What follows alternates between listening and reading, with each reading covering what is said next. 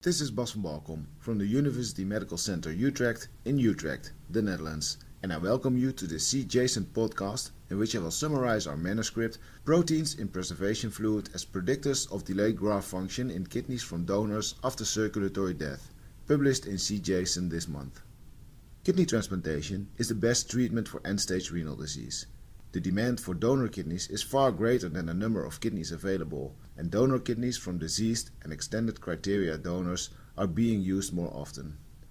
Use of such kidneys is associated with a higher risk for delayed graft function, which is defined by the need for dialysis within the first week after transplantation. Delayed graft function is associated with high costs, mental and physical burden for the recipient, and a poorer long-term survival.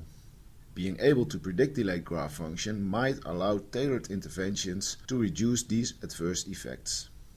Currently, morphological and molecular analysis of 0-hour biopsies or prediction algorithms based on clinical parameters are used to predict graft function, but with limited success. 0-hour biopsies have ethical concerns, and it is questionable whether a small tissue sample of a biopsy is representative of the whole kidney. Available prediction algorithms are based on large populations, and their predictive value for individual cases is limited. We hypothesized that biomarkers to predict delayed graft function can be found in donor kidney preservation fluid of cold statically stored kidneys donated after circulatory death. This fluid is in the kidney's vasculature during the entire cold ischemia period and accumulates proteins secreted or released by the kidney in that period. In this study, we started with a discovery cohort using fluids from 8 immediate and 8 delayed graft function kidneys. Levels of 158 secreted proteins were determined, which allowed identification of 5 candidate biomarkers.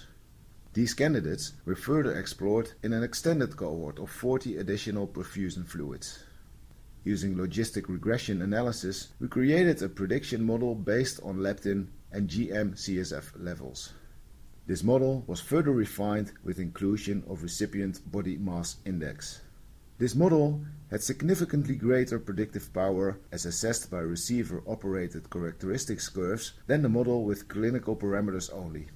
Interestingly, besides serving as predictive biomarkers, leptin and GM-CSF may also provide some insight into the mechanism underlying delayed graft function. We found that GM-CSF levels are higher in fluid from immediate function kidneys, and it is interesting to note that this is a cytokine that stimulates the differentiation of monocytes to macrophages. Leptin, on the other hand, is more abundant in delayed graft function fluid, and it has been shown that leptin can skew macrophages towards an inflammatory phenotype. We can speculate that in immediate function, higher numbers of macrophages of the regenerative phenotype may contribute to early phase kidney function.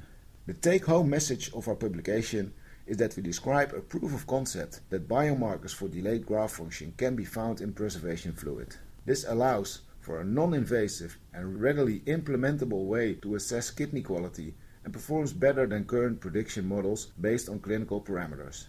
Although more research has to be performed, our findings could reduce the discard rate of extended criteria donor organs and provide a means to monitor organ quality of perfused kidneys.